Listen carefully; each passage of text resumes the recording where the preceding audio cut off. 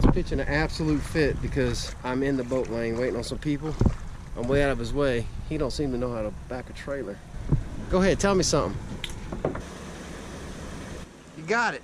Anybody else is going to come with bigger boats, they're going to get kind of like pissed off. You got a kayak blocking the freaking range. Boaters are so patient and so nice. Accommodated this guy, moved all the boats out of the way. There's some other kayakers in the small lane, or I'd have been unloading over there, but whatever. Now it's time to get my head in the game. That old fella at the boat ramp ain't gonna ruin my day. It's time to get a line wet and catch some fish.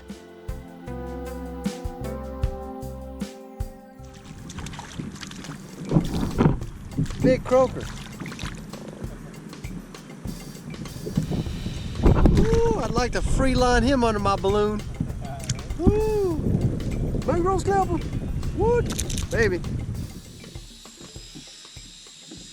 Nice shot.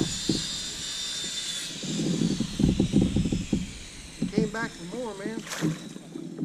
Whether you're talking about a hard day at work or being stuck in traffic or in a disgruntled boater, it doesn't take very long for the anxiety to wear off after you catch a few fish. Hungry. 15? Yeah.